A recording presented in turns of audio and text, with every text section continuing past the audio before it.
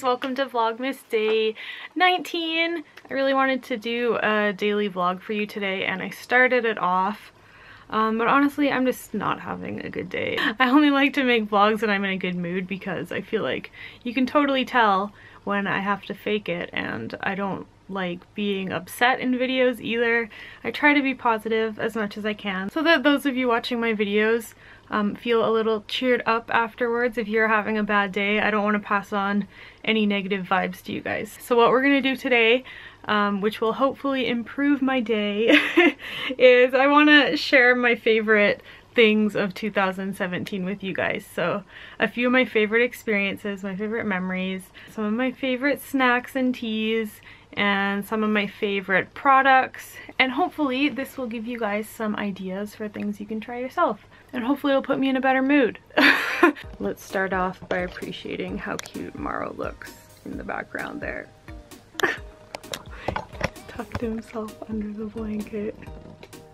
Oh my god. Oops, I woke him up. Sorry. Alright, let's start off with my favorite memories of 2017. I figured this would be a good way to kind of catch up some of my new subscribers on what I've been up to this past year. If you're new here, welcome to my channel. I'm Charla. I've been living in Japan for about 12 years now, and this past year I tried to do as much traveling as possible, so I got to see lots of Japan in 2017, and I'm so happy because that was one of my New Year's resolutions, was to travel more and see more of Japan. Some of my best memories are definitely Kyoto with my sister. My sister came to visit me in the summer, the end of spring, start of summer, and it was the first time I had had a family member come visit me in Japan after being here for so long. So that was really cool to be able to share where I live with her, what my daily life is like, and I got to take her to some cool spots in Kyoto, and I think she had a really great time. I had a great time with her, and I really hope that she'll come visit me in Korea as well. I would have so much fun showing her around Korea. We went to Fushimi Inari Shrine, which is one of the places I've always wanted to go to, so it was really cool to be able to experience it for the first time with my sister and my husband. And it was so cool, you guys. It was really neat. I know that Kyoto is like your typical Japan tourist spot, and some people are like, I've heard too much about Kyoto. I want something more off the beaten path. But Fushimi Inari is super cool, and I think there's a reason that I think it's the top spot to go in Japan. So if you're in the Kyoto area, if you're traveling to Japan and you'll be in Kyoto, please check it out. It's such a cool hike going through all the torii gates, and it was beautiful. It was really impressive. And I've seen a lot of shrines, but that was the only one so far that I can say I thought was really, really amazing, and I would love to go back.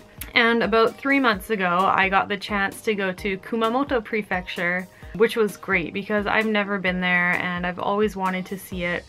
And I got to experience the area that was devastated by an earthquake firsthand, and that was the first time I've been able to do that, and that was really eye-opening, and I really, really respect all the people that I met down there that are trying their best to get back on their feet. Everyone was so positive and cheerful and friendly and welcoming. It was just such a great experience. I really love Kumamoto, and I didn't spend enough time there. So in the future, I would love to travel down there again. I'll definitely be visiting Michaela in the future because I still haven't been to Fukuoka for some reason. And since I'm moving to Korea, it's actually going to be easier for me to travel over there to visit her than it is from where I am now. So that's really exciting. Another really fun day that I had was the treetop obstacle course that I went to with Woojong and Gavin. That was such a fun day, and I think it was such a memorable experience for me because I'm so scared of heights, and that was freaking terrifying. But Woojong was so nice, and he was cheering me on, and he really gave me the courage to do some of those crazy high zip lines, which is something I don't think I would have done if him and Gavin weren't there cheering me on. Oh my god, it was so scary, you guys, but it was so much fun, and I'm really glad that I did it, and I kind of want to do it again. But this time I want to go on a day where it's not raining because the planks were wet and it felt very dangerous. I really recommend going on a very dry summer day so that it's a little safer. But that place was super cool, and I know they have lots of locations throughout Japan. So if you're interested in doing something like that, just look up Treetop Obstacle Course and I think you'll be able to find several different places around Japan. Oh, I went to Tokyo Disney Sea for the first time in 2017 with my husband, and that day was kind of important to me because it totally changed my view on Disneyland. I had been to Disneyland once before and it was one of the worst day trips of my life, and I thought that I never wanted to step foot in another Disney park for the rest of my life. It was just such a bad experience. It was so crowded, it was so cold. I was in the lineup for over 4 hours waiting for each ride, and I was there from the morning until the night, and I think I got to go on a total of 3 rides, and they weren't that impressive. I was just so done and I never wanted to go back, and I really didn't see the appeal of Disneyland after that. I was just really shocked. I guess I had heard so many good things about it, and then I had that experience and I was like, it's really not fun at all. What the hell? But then we went to Tokyo Disney Sea this year and I really liked it. There were barely any people there. Well, there were still lots of people there, but compared to the first time I went, it was lots of fun. The rides were lots of fun. We saw a great show at the end with fireworks and singing, and yeah, I really enjoyed it. I don't know if that's because Disney Sea is better than Disneyland, but I had a great time. So I'm glad that I kind of changed my view on Disneyland, and I actually want to go back now. I'd love to go back with my friends. That would be a lot of fun, I think, taking a group of friends there. I've never done that before, so maybe 2018, we'll see. So yeah, I think that's a good summary of my best new experiences in 2017, new things that I tried, or things that I fell in love with that I hated before. Those are the ones that come to mind. So if you haven't seen those videos, I'll try and find them all and link them down below if you'd like to watch all of those experiences. I'm pretty sure I have a video for each of those days. Okay, moving on to food. I feel like this video is gonna be really long. I got lots of stuff to talk about. Hopefully you guys are in for a long chatty video. I actually have a new favorite tea. This was sent to me recently. You guys might have seen me open it, but this is Assam tea, which is really freaking good. I think I've never had it before. I think this is the first time I've tried it. I like to steep it for a long time. I'd say about a good 4 or 5 minutes, and then I like to put vanilla soy milk in it, and it just makes the best tea ever. And there's lots of caffeine in it, I think, so it's great in the morning. Honestly, I drink it all day long. I probably shouldn't. If you've never tried an Assam tea, they describe it as a bold and malty tea, and it just really reminds me of the kind of tea that you would use in a milk tea, like a bottled milk tea that you'd find in Japan, and I really love that flavor. So if you're looking for a good tea to make some milk tea with. Okay, a couple types of noodles made it into my 2017 faves. These are both from iHerb. Ooh, iHerb has a sale on right now. You can get 10% off. If you use my code, you get 5% off, and then they have a special winter sale code for an additional 5% off. So I will link my code and their sale code down below if you're interested in ordering anything. But I order these off iHerb frequently. We eat them all the time. The first one is Annie Chun's Pad Thai rice noodles. I don't use them for Pad Thai. I tried making that once and I just couldn't get it right, and the noodles were all stuck together and I just made a big mess. But I do like to use this in kind of like a pho-like soup. I make like a vegetable broth and I put lots of veggies and tofu in it, and then I put the noodles in it, so it's like a noodle soup instead of the Pad Thai style. Love it, it's so good. And then these quinoa macaroni, actually Taylor got me addicted to these. These are also gluten-free if you're looking for gluten-free pasta, but I prefer these to any kind of pasta. I don't specifically eat gluten-free or anything, but these are just so good. They're so good. There's something about them that's really, really delicious. So we eat these all the time with tomato sauce that I make, and they would probably be really good with like an Alfredo type sauce as well. Honestly, they're good with anything. They're so good. They would probably make a really good macaroni salad too. It wouldn't be 2017 without the creepy vending machine vegan crackers. These deserve a mention because they're freaking delicious, and I'm so glad that I got another box of them the other day. They're just like Ritz. They're a great replacement to Ritz, and I love them.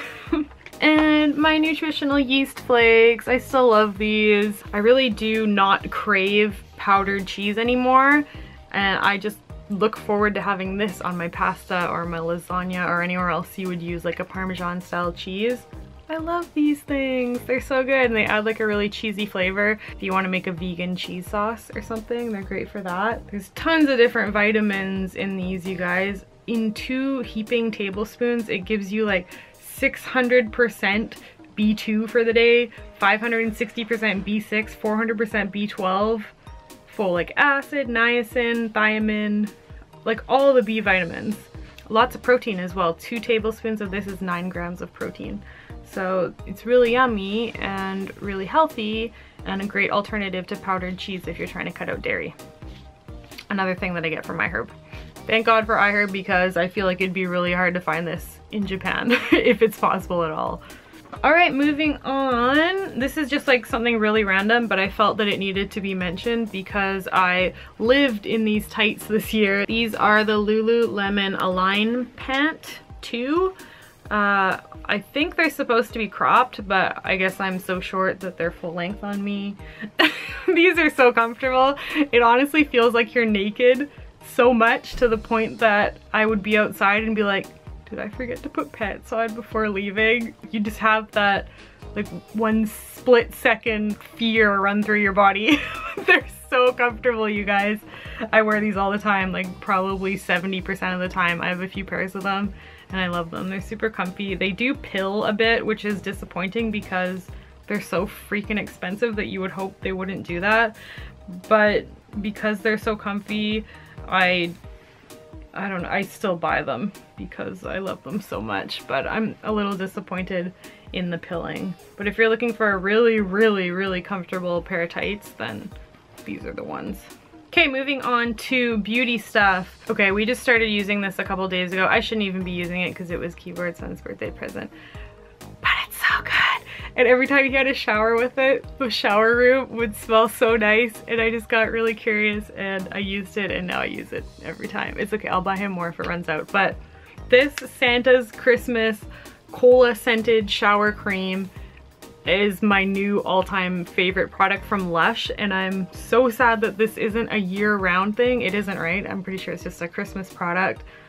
It's so good, you guys. It's totally worth the really expensive price. I think it was $25 or something for this little bottle, but it smells so good, and it just makes your entire shower experience so much better that it's worth the amount of money that they sell it for. If you are living near Lush, or if you can order it online, please order this. I feel like anybody would love this scent.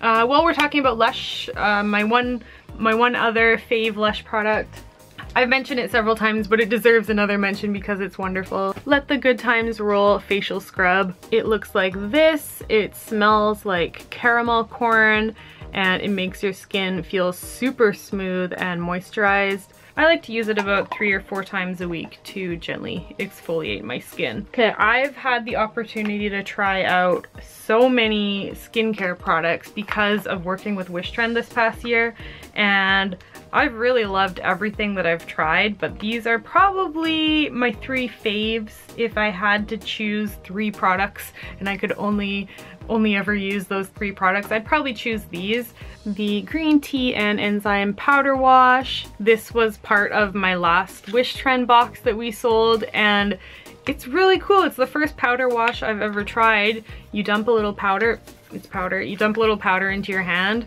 mix it with a tiny bit of water, and it becomes foamy.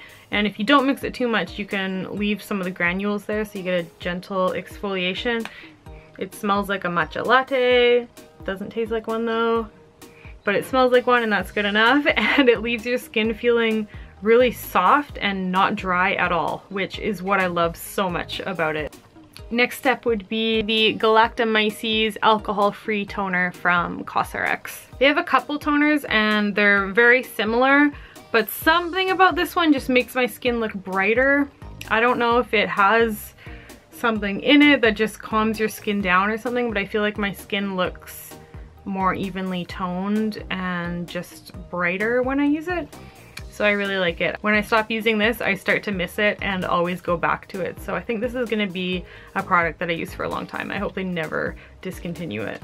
And you're probably sick of hearing about this moisturizing cream, but it deserves to be talked about. I love this so much. Klairs Rich Moist Soothing Cream. A very simple facial moisturizer that doesn't leave your skin greasy or shiny, is great under makeup.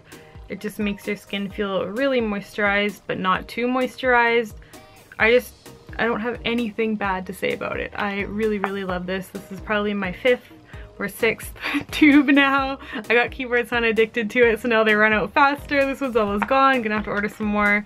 If you're looking for a good, simple moisturizer, try this one. I think you'll really, really like it. Alright you guys, I feel like I'm probably missing so many things, but hopefully you enjoyed this video. It kind of did put me in a better mood, so yay!